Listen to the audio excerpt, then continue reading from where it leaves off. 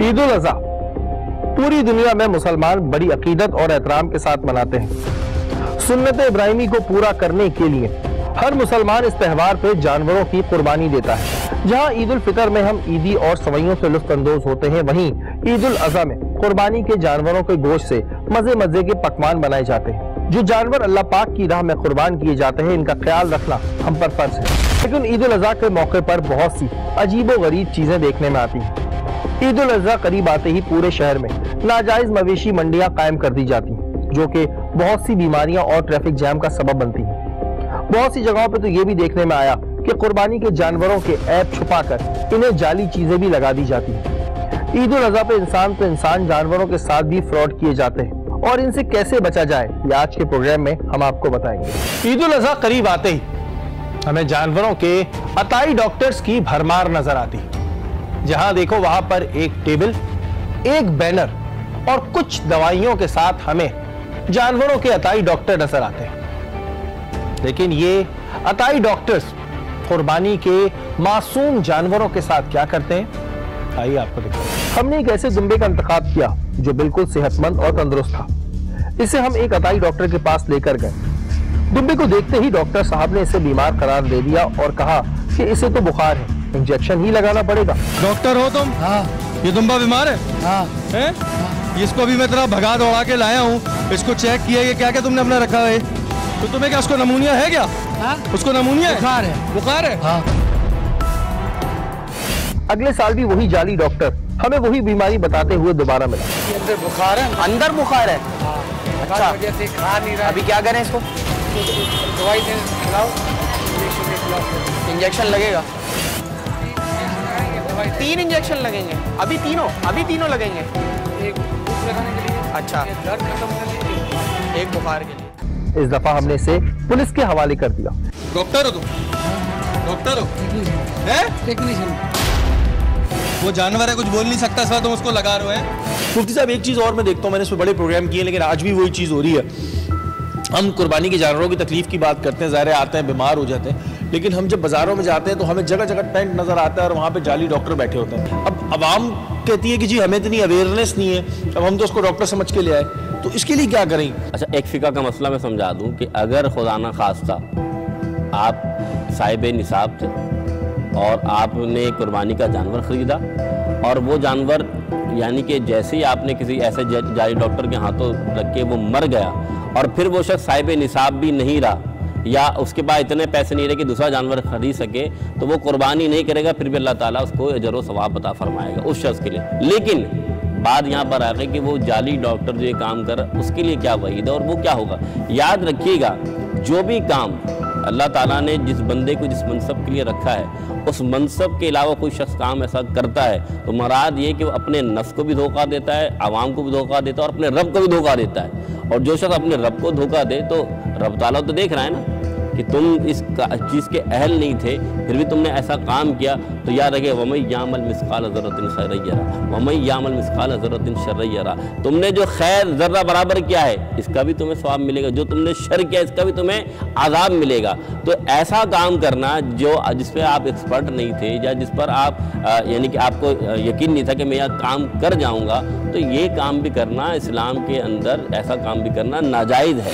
ईद उल अज़हा करीब आते ही एक और फ्रॉड हमें नजर आता है। बकरों को सेहतमंद करने के लिए बेसन का पानी जबरदस्ती पिलाया जाता है ताकि बकरे तंदुरुस्त और मोटे नजर आए, ताकि इन्हें अच्छे दामों फरोख्त कर सकें। आपको दिखा दें जी, ये बेसन का पानी है तो जो बकरों को इसमें पिलाया जाता है कि बकरा जब बेसन का पानी पीता है तो उसके बाद उसका जो वजन है वो 5 से 7 किलो 8 किलो आपको बढ़ा हुआ नजर आता है, उसका पेट जो है वो फूल जाता है। पिला के दिखाओ तुम, किस तरह पिला दो? बस छोड़ दो यार, वो बेचारे के भी अगर हमारे यहाँ तो मसला ये है कि आजकल इंसानों को इंसान नहीं समझा तो जानवरों को क्या समझेंगे, ये तो सोच समझ से बाहर है। लेकिन ये ज़बरदस्ती पिलानी होती है, ज़बरदस्ती यहाँ पर। अब एक काम करो, उसको फेंको, चलो शाबाश, तो सबको उठा के फेंको तुम। ये शर्म करो, ये बकरे कुर्बानी के लिए होता है। कुर्बानी जो होती है ना ये अल्लाह की मर्जी से होती है, ये वजन से ऐसे नहीं होती है। तुम लोग अपनी रोजी रोटी चमकाने के लिए चलो उसको ट्राई करो। हमारे यहाँ देखने में आता है कुछ व्यापारी ऐसे भी होते हैं जो जानवरों को बेसन का पानी पिलाते हैं उनको मोटा करने के लिए, किसी की सिंग जो है वो अगर टूट जाती है तो उसको हम देखते हैं जोड़ रहे होते हैं, दांत जाली लगा रहे होते हैं। तो जो इस तरह के इक़दाम कर रहे होते हैं कुर्बानी के जानवरों के साथ, इनके लिए क्या हुक्म? सबसे पहले बात कि ऐसा करना है क्या। याद रखिएगा, शरीयत के अंदर हुक्म यह है कि जिस माल को बेचा जाए उसका नक्स बयान किया जाए, और अगर ऐसा ना किया तो जो माल कमाया वो हराम। ये पहली बात। अब रहा कुर्बानी का मसला, तो कुर्बानी का तो मसला ही यही है कि अगर सिंग टूटा हुआ, यानी जड़ से सिंग ही नहीं है, कान कटे हुए, लोग कान मसनूई लगाते, दांत टूटे हुए दांत मसनूई लगा देते हैं, तो ऐसे जानवर की कुर्बानी कैसे जायज़ रहेगी?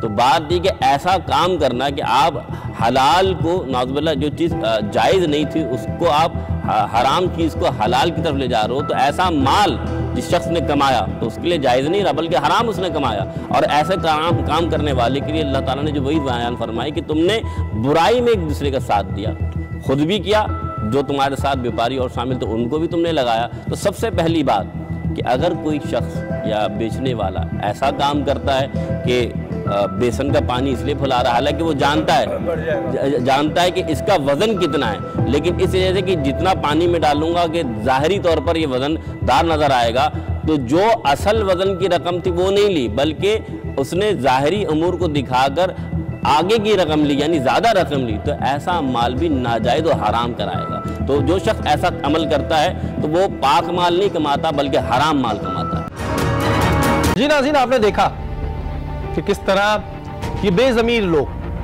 बेज़बान जानवरों के साथ ऐसा सलूक करते हैं। जहां अवाम के साथ ये फ्रॉड हो रहा है, वहीं ईद उल अज़हा पे अवाम के साथ एक और फ्रॉड भी होता है जिसका शायद आपको इल्म भी ना हो।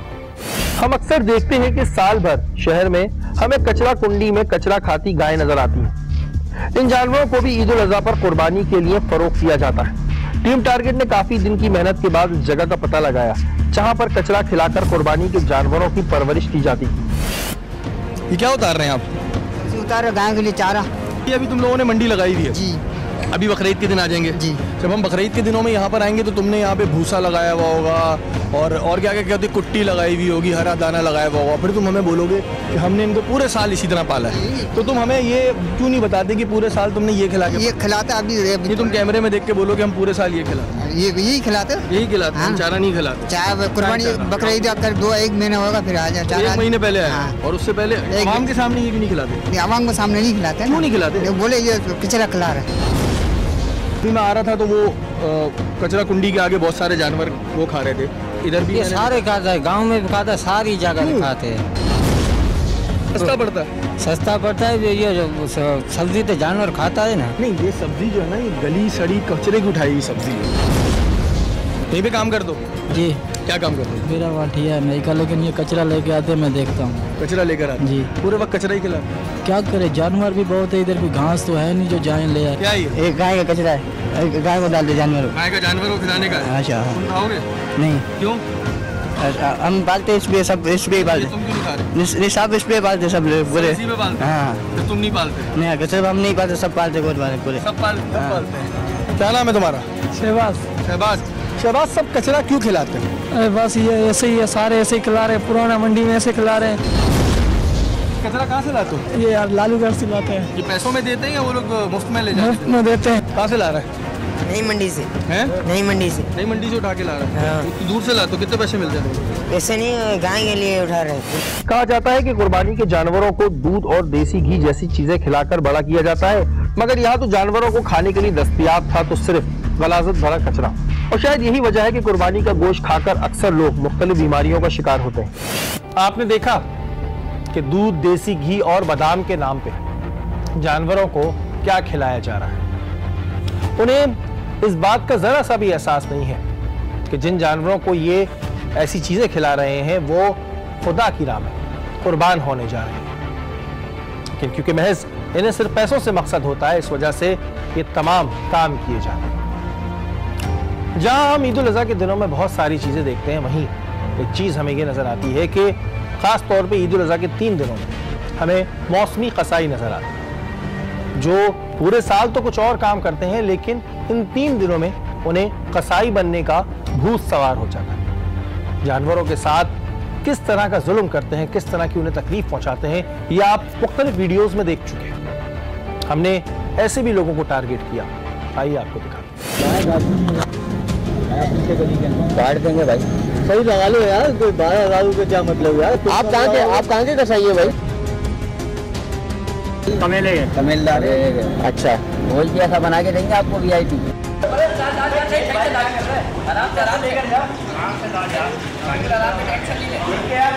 कभी रस्सी इधर तो कभी रस्सी उधर। जब जानवर ने इन्हें अच्छा खासा नचा दिया तो कहने लगे कपड़ा ला दो ताकि जानवर के मुंह पे डाल दिया जाए। 6 साल से काट रहा हूँ। 6 साल से काट रहा हूँ।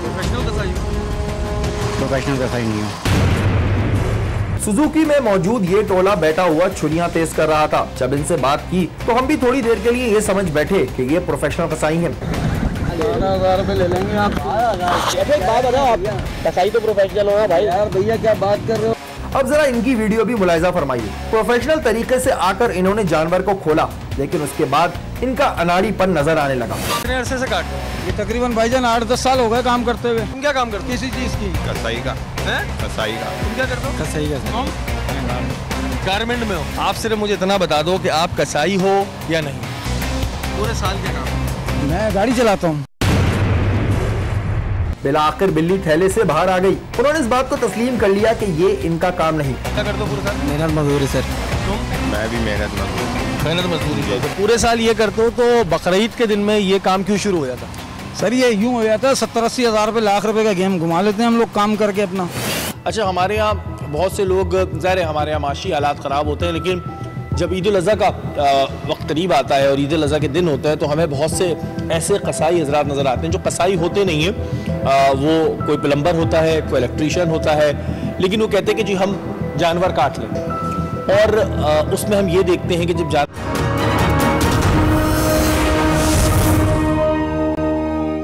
हम हर साल देखते हैं कि ईद उल अज़हा करीब आते ही शहर भर में नाजायज मवेशी मंडियां लग जाती हैं, जो सख्ती से मना है। आज से कुछ साल कबल जब हमने इनके मालिकान के खिलाफ कार्रवाई की तो उसका खमियाजा हमें अपना खून बहा के भुगतना पड़ा। आज से 7 साल कबल हमने असिस्टेंट कमिश्नर रफीक शेख के साथ मुजाहिद कॉलोनी में वाक़ नाजायज मवेशी मंडी के खिलाफ कार्रवाई की। मुजाहिद कॉलोनी की जगह यहाँ पर आप देख सकते हैं जी मंडी लगी हुई है, मगर यहाँ मौजूद लोग किसी तौर पर इसे नाजायज मानने के लिए तैयार ना थे। इनके नजदीक हम गलत और ये लोग बिल्कुल दुरुस्त हैं। हाजी साहब, क्या है आपका जानवर यहाँ पे क्यों लगा हुआ है? गाड़ी है वो खड़ी आपके हाथ पे चारा लगा हुआ है, आप झूठ बोल रहे, इतनी बड़ी दाढ़ी रख के तरीके से क्या मतलब? भाई एक चीज गैर कानूनी है। तू कैमरा डालो, नहीं हटेगा कैमरा।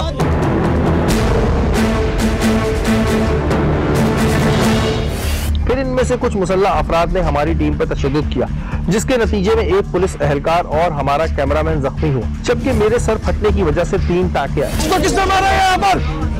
ये क्या पुलिस वाला तो क्या वो है? क्या ये किसने मारा? क्या मतलब है? नाजायज मवेशी मंडियों के खिलाफ SP गुलशन शाहनवाज चाचड़ को एक कंप्लेन मौसूल हुई। इन्होंने फौरी तौर पर SHO अजीज भट्टी अदील अफजल को नाजायज मवेशी मंडियां खत्म कराने की हिदायत दी। सर आप विजिट पे जाएं अभी आपके एरियाज में अगर है ना जितनी भी ये इलीगल मंडियां, कोशिश करें कि बंद करवाएं।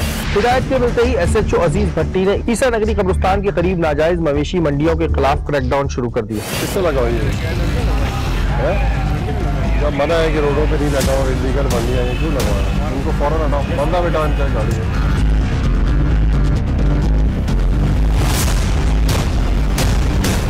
किससे लगाए हुए? मालूम नहीं, हमको पकड़े नहीं। काय पे वो बंदा लो इधर से भी। भाई ये गैर कानूनी है, इनको रोडों पे नहीं लगाओ, ट्रैफिक जाम हो रहा है इनकी वजह से। जो आप हुक्म करो साहब, ठीक है, उठवाओ इनको।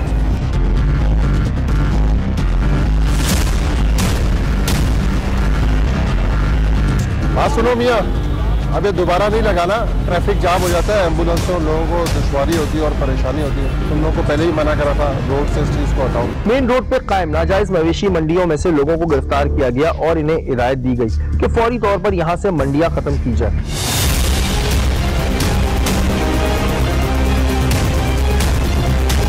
तुम लोग को पहले ही मना करा कि यहाँ ट्रैफिक जाम होता है और दूर दूर तक गाड़ियों की कतारें लग जाती है। तुमने फिर भी रोड पे बकरे लगाए हुए और मंडी लगाई हुई है और ये इलीगल भी है, तुम्हारे को समझाया था नहीं लगाओ यहाँ पे। फिलहाल इनको लॉकअप कर दो, ठीक है, ड्यूटी अफसर को बुलाओ। नाजायज मवेशी मंडियों के खिलाफ SHO सच्चल कलंदर बख्श ने भी क्रैकडाउन करने का फैसला किया।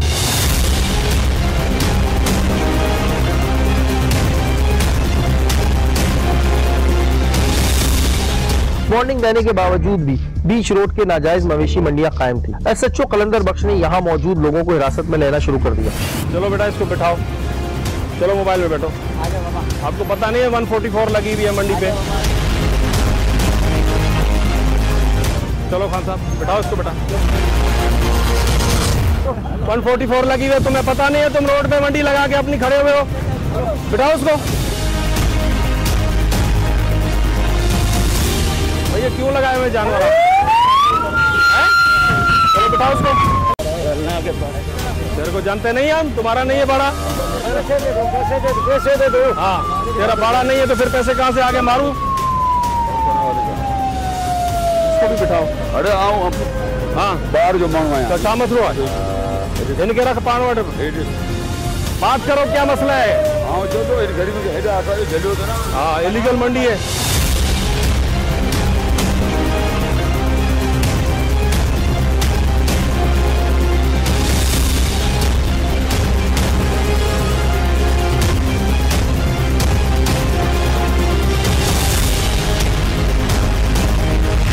को बुला रहा हूँ, पीछे किधर देख रहे हो तुम? जो इधर माल लगा रहे बदमाशी करके। पुलिस को देखते ही नाजायज मवेशी मंडियों के मालिकान ने भागना शुरू कर दिया। आपको बुला रहे हैं, चलो गाड़ी में बैठो। आपको पता नहीं है 144 लगा हुआ है, इसको अपने पास रखो। ये खाली करो, मुझे आधे घंटे में खाली चाहिए। यहाँ पे इलीगल मंडी तुम लोगों ने अपनी बनाई हुई है। यहाँ पे इलाके में हलचल मची थी। जहाँ जहाँ नाजायज मवेशी मंडियां कायम थी वहां से लोगों को गिरफ्तार किया जा रहा था। आपको पता नहीं है 144 लगी हुई मंडी जो है ना, इसमें पाबंदी गवर्नमेंट ने लगा दी है। चलो चलो हाँ चलो चलो FIR करेंगे ना, आपको पता चल जाएगा। इधर आ जाओ भाई, सुनने में नहीं आ रहा तुम्हें क्या? तुम्हें पता नहीं है कि मंडी लगाना जुर्म है? इलीगल मंडी लगाई हुई है तुम लोगों ने अपनी। चलो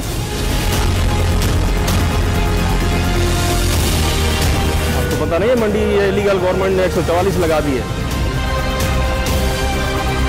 ये आधे घंटे में इधर से खाली होना चाहिए। इलीगल मंडी है, खाली करो।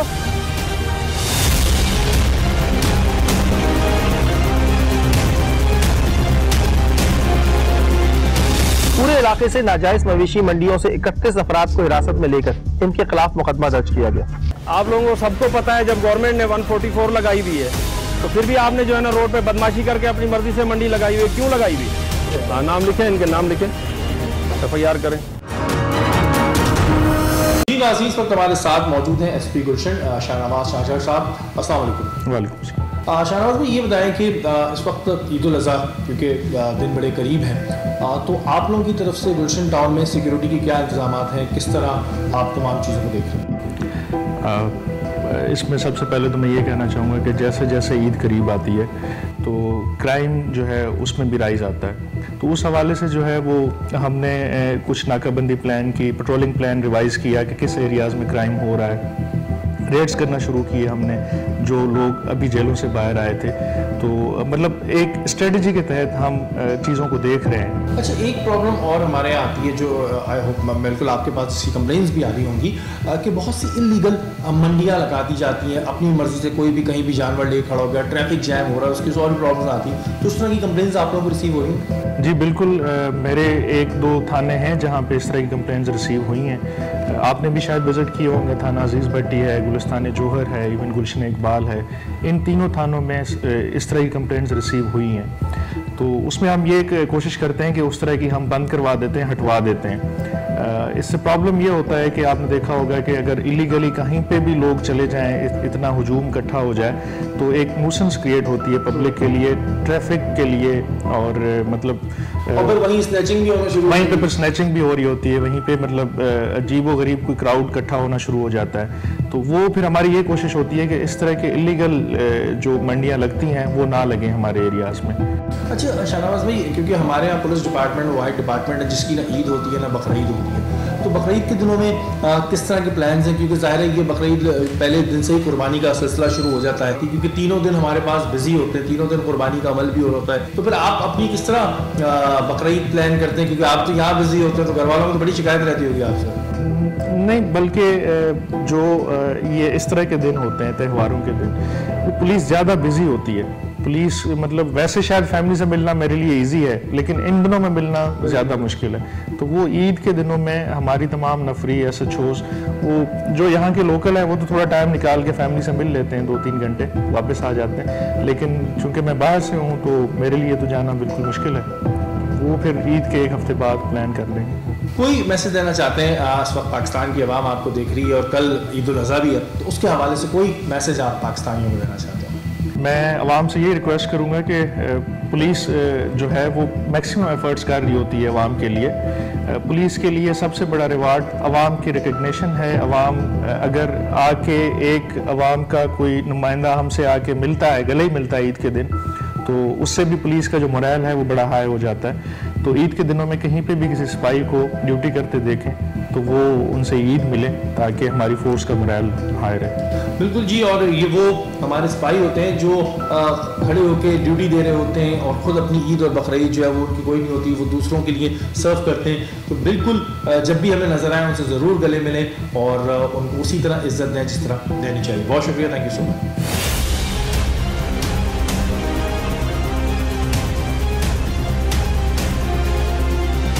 जैसे कि आपने हमें बताया था रमज़ानों में कि जब हम ईद की नमाज़ पढ़ने हुज़ूर सल्लल्लाहु अलैहि वसल्लम भी जाते थे तो वो खजूर का आगे जाते थे और जिस रास्ते से जाते उससे वापस नहीं आते। तो कोई ईद उल अज़हा के लिए भी कोई ऐसी चीज़ है? अच्छा, बहुत अच्छा सवाल किया माशाल्लाह आपने। देखिए, बात शरई हुक्म यही है कि नमाज ईद उल अज़हा के अंदर इसके बिल्कुल मुतरादिफ है। मुराद ये कि जिस तरह नमाज से पहले खजूर या मीठा खाकर जाना ईद उल फितर में सुन्नत रसूल है, इसी तरीके से नमाज ईद उल अज़हा जिस पर कुर्बानी वाजिब है उसके लिए हुक्म ये है कि वो कुछ ना खाए, बल्कि नमाज ईद उल अज़हा जिस रास्ते से गया उस रास्ते से बिल्कुल ना आए, ये भी सुन्नत है।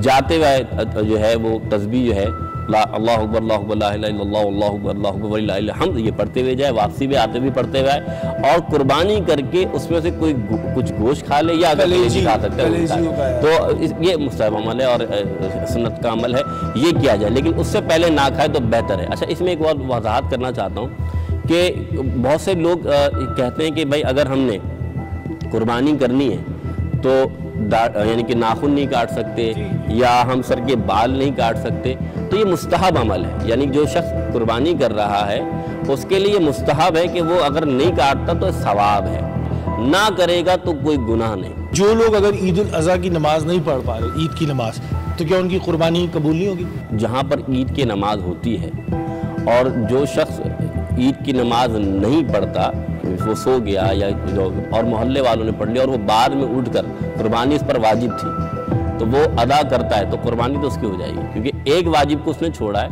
दूसरे वाजिब को उस वजह से नहीं छोड़ सकता। लेकिन अगर कोई शख्स ऐसा कर ले कि ईद की नमाज से पहले कुर्बानी कर दे, ऐसा भी है ना कि फजर के बाद उठा, ईद की नमाज अभी मौजूद है और ईद की नमाज हो रही है और उससे पहले कुर्बानी कर ले, तो ऐसा कुर्बानी करने वाला भी उसकी कुर्बानी जायज़ नहीं रहेगी, भले वो कुर्बानी करे। देखते हैं कि कुछ जगहों पे बिल्कुल ही सुबह हो रही होती है, तो क्या वो अपने मस्जिद के लिहाज से करते हैं? और ईद की नमाज क्या फजर की नमाज के बाद कितने बात करनी होती है? फजर की नमाज के फ़ौरन बाद भी ईद की नमाज हो सकती है? बिल्कुल बिल्कुल ऐसे ही फजर की नमाज आपकी हो गई, उसके थोड़ा सा आप वक्फा दे सकते हैं, लेकिन इसमें ये नहीं है कि आप बहुत ज़्यादा लंबा वक्फा दें। हुक्म में यही है कि फजर के नमाज के बाद जितनी जल्दी हो सके कुर्बानी यानी कि नमाज ईद उल अज़हा पढ़ें ताकि कुर्बानी का जानवर लोगों के गरीबों के घर जल्द अज जल्द पहुँच जाए। और एक और बात, अगर 7 हिस्से वाले अफराद हैं और जिन्होंने छुरी पकड़ी है उन तमाम को अल्लाह अकबर बिस्मिल्लाह कहना लाजिम और मलजूम है। ऐसा नहीं है कि अगर एक ने कह दिया, अगर एक ने छुरी पकड़ी है तो वही कहेगा, लेकिन अगर 2 अफराद ने पकड़ी है तो दोनों अफराद कहेंगे। एक ने भी नहीं कहा तो फिर कुर्बानी नहीं होगी। ये मसला इसलिए बयान करना था कि ऐसा देखा गया है कि कसाई ऐसी छुरी फेर देता है और दूसरा खड़ा होकर अल्लाह अकबर कह रहा होता है, तो जो फेरेगा छुरी उसके लिए लाजिम और मलजूम है वो बिस्मिल्लाह अल्लाह अकबर कहे। अच्छा मोहसिन भाई, अब क्योंकि आपने एक और पॉइंट निकाला, यहाँ पे आता है क्या छुरी फेरने का सवाब होता है? बिल्कुल, कहते हैं कि खुद फेरते हैं उसको सवाब होता है। बिल्कुल ऐसे ही अल्लाह के रसूल की सुन्नत है ये, और इस सुन्नत पर अमल करना चाहिए कि हुजूर सल्लल्लाहु अलैहि वसल्लम खुद अपने हाथों से कुर्बानी किया करते थे, और जो शख्स किसी और को देता है इस सुन्नत से महरूम हो जाता है, यानी इस सवाब से महरूम हो जाता है। अगर ऐसा ही होता तो हुजूर किसी भी सहाबी को कहते और फरमाते जाओ कुर्बानी कर लो, सवाब तो मिलना ही है, लेकिन हुजूर अपने हाथों से इसलिए फेरते थे कि आपको अगर आप इस सुन्नत इब्राहिमी को देखें तो शैतान ने हज़रत इब्राहिम अलैहिस्सलाम को, हज़रत इस्माइल अलैहिस्सलाम को, हज़रत हाजर अलैहिस्सलाम को बहुत रोकने की और धोखा देने की कोशिश की कि ये तुम क्या कर रहे हो, ये अल्लाह की राह में क्या कुर्बान कर रहे हो। तो आप खुद कुर्बानी करके बताते कि हम अल्लाह की मानते, शैतान की नहीं मानते, तो इसका अजर और सवाब बड़ा है। तो अल्लाह ताला हम सबको अमल की तौफीक अता फरमाए। बिल्कुल जी, और इन तमाम चीज़ों को डिस्कस करने का मकसद भी होता है कि कल ज़ाहिर ईद उल अज़हा है और माजी में शायद लोगों से गलतियाँ हुई हों, लेकिन ये तमाम बातें बताने का मकसद भी होता है कि ये बहुत अहम फरीज़ा है। इस फरीज़े को आप ये ना करें कि जी आपने जल्दी जल्दी निकालना है, या वही वाली बात कि जी जानवर जल्दी काट के जल्दी हम कर दें। जो तमाम पॉइंट्स आपको बताए गए इन पर आप अमल करें, और हमारी दुआ है कि अल्लाह ताला आपकी कुर्बानी को अपने बारगाह में कबूल अता फरमाए। बहुत शुक्रिया मोहसिन भाई, बहुत शुक्रिया, थैंक यू। जी नाज़रीन, आपने हमारा आज का प्रोग्राम देखा। आज के प्रोग्राम में हमने आपको दिखाया कि ईद उल अज़हा के दिनों में किस तरह आवाम के साथ फ्रॉड किया जाता है, किस तरह कुर्बानी के जानवरों पे जुल्म किए जाते हैं। प्रोग्राम को दिखाने का मकसद ये होता है ताकि आपको आगाही मिल सके। इस प्रोग्राम में मुफ्ती मोहसिन साहब ने जो शरई बातें बताई, उन बातों को बताने का मकसद और आप तक पहुँचाने का मकसद ये था ताकि आप दुरुस्त तरीके से कुर्बानी अदा कर सकें। और हमारी दुआ है कि अल्लाह ताला आपकी कुर्बानी को कबूल अता फरमाए। मेरी जानिब से, मेरी पूरी टीम की जानिब से आप तमाम लोगों को ईद उल अज़हा मुबारक हो। अपना बहुत ख्याल रखिएगा। अल्लाह ने